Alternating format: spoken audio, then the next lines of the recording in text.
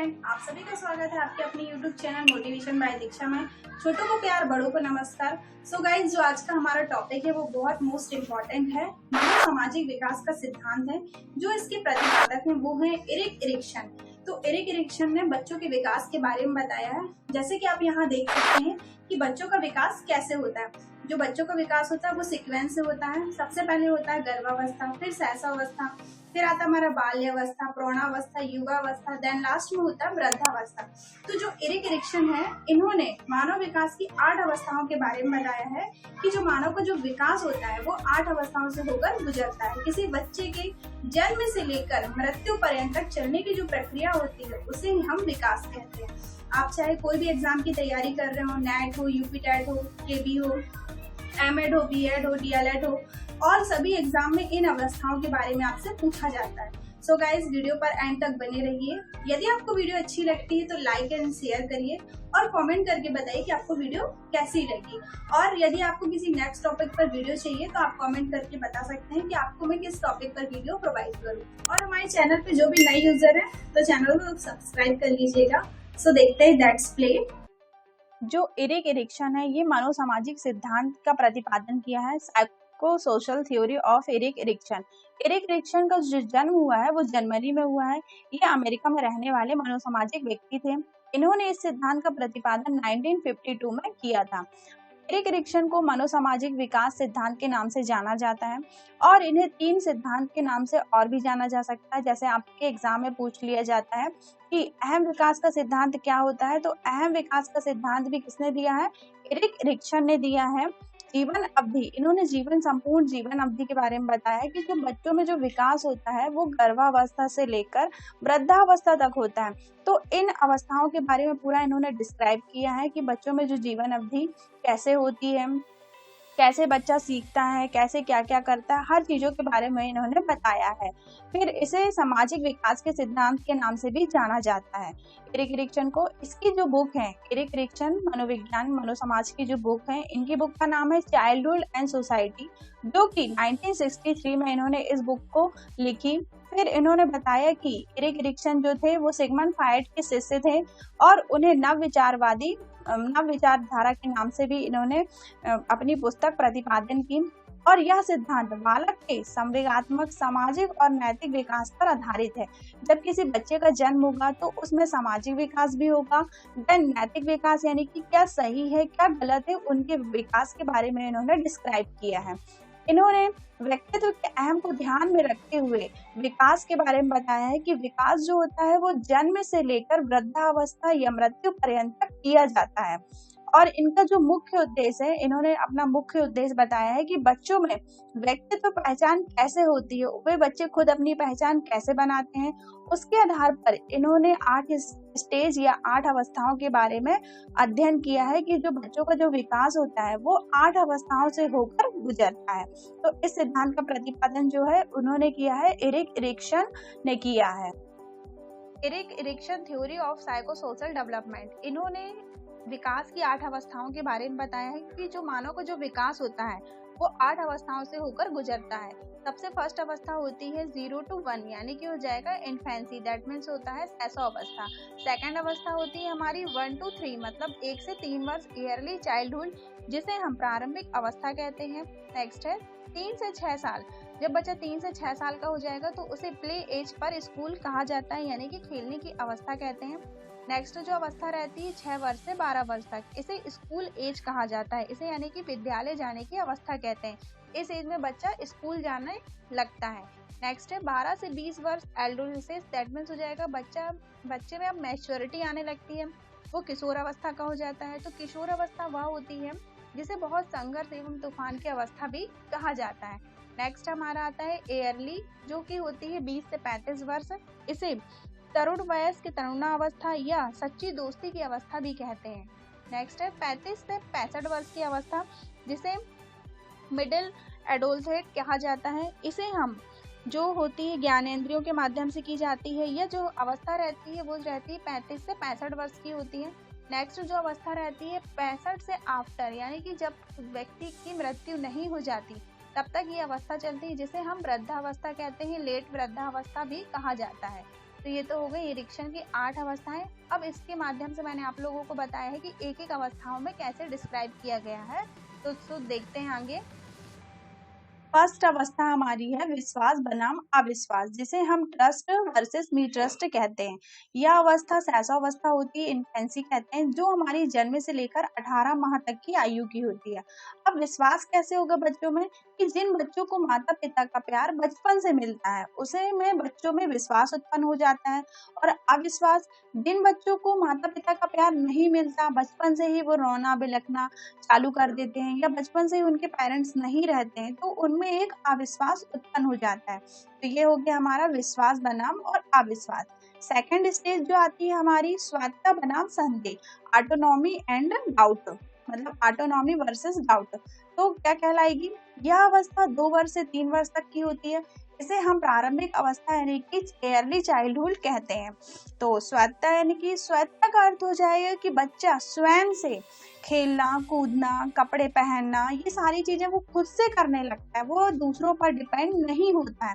तो क्या होता है कि उसे स्वायत्तता कहते हैं। और संदेह की अवस्था वो होती है कि जिसके माता पिता बच्चों को डांट देते हैं, खुद से काम नहीं करने देते हैं, तो उनमें उसके मन में एक डाउट उत्पन्न हो जाता है, जिसे हम संदेह की अवस्था कहते हैं। तो ये 2 स्टेज हो गई। थर्ड स्टेज जो रहती है हमारी पहल बनाम अपराध बोध की अवस्था होती है। इसमें यह जो अवस्था रहती है हमारी 3 वर्ष से 6 वर्ष तक की होती है। इसे हम खेल कूद की अवस्था कहते हैं। इसमें इस अवस्था में बच्चों को क्या किया जाता है, यदि अन्य बच्चों के साथ खेलना कूदना पसंद करते हैं और उनमें स्वायत्तता मिल जाती है तो वो धीरे धीरे पहल करने लगते हैं। लेकिन दूसरी ओर ये होता है कि जब किसी बच्चों को खेलने कूदने नहीं दिया जाता, घर से ही बाहर निकलने नहीं दिया जाता, तो उनके मन के अंदर अपराध बोध की भावनाएं विकसित होने लगती हैं। तो पहल बनाम यानी कि हो जाएगा कि जिन बच्चों को खेलना कूदना इन सारी चीजों की परमिशन मिलने लगती है तो उनमें धीरे धीरे पहल करने की आवश्यकताएं उत्पन्न होने लगती है। लेकिन जिन बच्चों को घर में ही रखा जाता है, उनको अदर बच्चों के साथ खेलने कूदने नहीं दिया जाता, तो उनके मन के अंदर अपराध बोध की अवस्थाएं जागृत होने लगती हैं। तो इसे हम पहल बनाम अपराध बोध की अवस्था कहते हैं। फोर्थ हमारा है परिश्रम बनाम हीनता। तो परिश्रम बनाम हीनता की जो अवस्था रहती है उसे हम स्कूली अवस्था या उत्तर बाल अवस्था कहते हैं। यह अवस्था जो रहती है हमारी 6 वर्ष से 12 वर्ष तक की होती है। अब जिन बच्चों को काम करने के अवसर दिए जाते हैं और जो बच्चे इन काम को करने में सफल हो जाते हैं उसे हम परिश्रम बनाम मतलब आवश्यकताएं कहते हैं। इसमें क्या होता है, बच्चों में परिश्रम की भावनाएं उत्पन्न हो जाती हैं। लेकिन दूसरी ओर जब कोई बालक इन कौशलों को नहीं सीख पाता है, उनमें असफलताएं उत्पन्न होने लगती हैं, मतलब वो असफल हो जाता है, तब उनके मन के अंदर हीनता उत्पन्न हो जाती है। तो इसे हम हीनता बनाम आवश्यकता कहते हैं। दैट मीन फॉर एग्जाम्पल, जैसे आप ले ली कि किसी क्लास में बच्चे हैं और एग्जाम हुआ, एग्जाम में कुछ बच्चे पास हो जाते हैं, कुछ फेल हो जाते हैं। लेकिन जो बच्चे फेल हो जाते हैं तो उनके कुछ माता पिता इतने अच्छे रहते हैं जो बोल देते हैं कि ठीक है कोई बात नहीं, तुम फेल हो गए हो तो फिर से पढ़ लेना। लेकिन उनमें क्या होने लगता है, परिश्रम, फिर से तुम परिश्रम करोगे तो एक बार नहीं दूसरी बार तुम्हारा एग्जाम क्लियर हो जाएगा। लेकिन कुछ पेरेंट्स ऐसे होते हैं जो अपने बच्चों को बोल देते हैं कि अब तुम नहीं कर पाओगे, रहने दो, तुम दूसरा काम करो, पढ़ाई वढ़ाई छोड़ दो। तो उनमें अंदर से क्या होने लगती है, हीनता की भावनाएं उत्पन्न होने लगती हैं। लेकिन हमें बच्चों को हीनताएं नहीं करनी चाहिए, एप्रिसिएशन करना चाहिए, क्योंकि जो 6 साल से 12 वर्ष के बच्चे रहते हैं उनमें ये चीजें जिंदगी भर याद रखते हैं वो चीजें। तो इसे हम परिश्रम बनाम हीनता की आवश्यकता कहते हैं। नेक्स्ट फिफ्थ अवस्था जो हमारी आती है पहचान बनाम योगदान भ्रम, आइडेंटिटी बीएस रूल्स कंफ्यूजन। यह अवस्था होती है हमारी 12 वर्ष से 18 वर्ष तक की अवस्था होती है, जिसे हम किशोर अवस्था कहते हैं। अब किशोर अवस्था जीवन का सबसे कठिन काल, संघर्ष, तूफान की अवस्था के नाम से भी जाना जाता है। तो इस अवस्था में क्या होता है कि इस आयु में बच्चे अपनी पहचान बनाने की कोशिश करने लगते हैं, वो बहुत ज्यादा उत्सुक होने लगते हैं।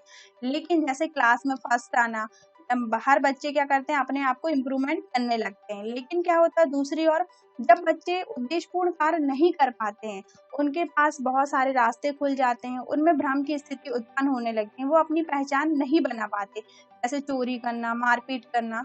तो ये हो जाएगा जिसके कारण उनमें भ्रम की स्थिति उत्पन्न हो जाती है। नेक्स्ट फिफ्थ है हमारा घनिष्ठता बनाम अलगाव, यानी कि हो जाएगा कि ये जो अवस्था रहती है 18 से 35 वर्ष की होती है। इसे हम युवा अवस्था, तरुण वयस्क अवस्था या तरुणावस्था भी कहते हैं। इसमें जिन बच्चों की अपनी पहचान बन जाती है तो वे धीरे धीरे समाज से जुड़ने लगते हैं तथा परिवार और मित्र के साथ घनिष्ठ संबंध बनाने लगते हैं। अब बच्चा अपने अपनी पहचान बनाएगा, धीरे धीरे समाज में जुड़ने लगेगा, समाज के रीति रिवाज नियमों को समझने लगेगा, तो उसके परिवार मित्र उनमें अच्छे घनिष्ठताएं बनने लगेंगी। लेकिन जिन व्यक्ति का घनिष्ठ संबंध नहीं हो पाता है तब वे बच्चे जो रहते हैं वो खोए खोए से रहते हैं, समाज से अलग रहते हैं। तो यही कारण होता है कि अलगाव की अवस्थाएं उत्पन्न हो जाती है। तो घनिष्ठता यानी कि हो जाएगा कि जो मतलब एक दूसरे से पहचान बनाते हैं, एक दूसरे से अच्छे से मिलजुल कर रहते हैं, तो उनमें घनिष्ठताएं उत्पन्न होती हैं। और अलगाव यानी कि क्या हो जाएगा कि जो भी व्यक्ति, जो भी बच्चे मतलब दूर दूर रहते हैं, खोए खोए से रहते हैं, समाज से अलग रहते हैं, तो उनमें अलगाव की स्थिति उत्पन्न होती है। इसे ही हम घनिष्ठ बनाम अलगाव कहते हैं। नेक्स्ट 7 जो अवस्था है हमारी उत्पादकता बनाम ठहराम की अवस्था। इससे यह अवस्था जो रहती है 35 से 65 वर्ष तक की होती है, जिसे हम प्रौढ़ावस्था कहते हैं। तो इस अवस्था में व्यक्ति क्या कर सकता है, अपने आने वाली जनरेशन्स के बारे में सोचता है, उनके लिए साधन कलेक्ट करके रखता है। वह देखता है कि वह यदि इस चीजों को कलेक्ट करके रख लिया तो उनमें सफलताएं पूर्वक हासिल हो गई हैं कि नहीं हो गई, तो उनके मन के अंदर उत्पादकता उत्पन्न होने लगती है। लेकिन दूसरी ओर यदि व्यक्ति ऐसा कार्य नहीं कर पाता, वो आने वाली पीढ़ियों के बारे में कोई साधन कलेक्ट करके नहीं रख पाता है, तो उनको लगता है कि उनका जो जीवन है वो एक प्रकार से रुक गया, मतलब ठहर गया है। तो इसे ही हम उत्पादकता बनाम ठहराव की अवस्था कहते हैं। नेक्स्ट 8वीं अवस्था है दृढ़ता, को भी हम संपूर्णता बनाम भी कह सकते हैं। तो दृढ़ता संपूर्ण बनाम निराशा, यह जो अवस्था होती है 65 वर्ष से लेकर मृत्यु पर्यंत तक होती है। जब तक कि किसी व्यक्ति की मृत्यु नहीं होती है तो वह वृद्धावस्था कहलाती है। तो इस अवस्था में व्यक्ति क्या करता है, अपनी जो इच्छाएं रहती हैं वो सोचता है कि जो भी उसने काम किया है वो पूर्ण हो गई हैं या नहीं हुई हैं। वो अपने भविष्य की बजाय जो उन्होंने अब तक जो बचपन से लेकर बाल्यावस्था तक जो भी उन चीज़ों को वो याद करता है कि उसे अभी तक कितनी सफलताएं हासिल हुई हैं, कितनी असफलताएं हासिल हुई हैं, उनसे वो इन सब चीज़ों के बारे में ज़्यादा सोचने लगता है। तो उनमें संपूर्णताएं आने लगती हैं कि उसे सबसे ज़्यादा यदि सफलता हासिल हुई है तो उसके मन में क्या होता है, वो दृढ़ बना लेता है, वो हर चीज़ों में संपूर्ण हो जाता है। लेकिन दूसरी ओर क्या होता है, अगर किसी व्यक्ति में ये ज़्यादा सफलताएं उत्पन्न नहीं होती, वो हर काम में असफल रहता है, तो उनमें एक प्रकार से निराशाएं उत्पन्न होने लगती हैं। वो ये सोचते हैं कि हम अपनी जनरेशन्स के लिए कुछ नहीं कर पाए हैं। तो ये कहलाती है हमारी संपूर्ण बनाम निराशा है। तो आई होप गाइस हमने आज पूरी 8 अवस्थाओं के बारे में मैंने आपको डिस्क्राइब कर दिया है। तो आप सभी ने इंटरेस्ट के साथ इन सब चीज़ों को सुना होगा। यदि गाइस आपको कोई टॉपिक नहीं समझ में आया है तो आप मुझे कमेंट करके बता सकते हैं कि आपको जो भी अवस्थाएं नहीं समझ में आई हैं तो आप बता दीजिए मुझे, तो मैं आपको एक्सप्लेन कर दूंगी। और गाइज हमारे चैनल पे जो भी नए हैं तो उन्हें इस चैनल को सब्सक्राइब कर लीजिए, जिससे मैं आपके लिए नॉलेजेबल वीडियो प्रोवाइड करती रहूँगी। और जितने भी मैंने टॉपिक्स आपको प्रोवाइड किए हैं तो आप उन्हें आई बटन से देख सकते हैं। ऊपर आई टैग बटन भी आपको प्रोवाइड की जा रही है और डिस्क्रिप्शन लिंक पर मैं हर चीज़ों को आपको प्रोवाइड कर दूँगी। तो thanks for watching, like and subscribe this video. Thank you. मिलते हैं हम नेक्स्ट वीडियो पे। Bye bye.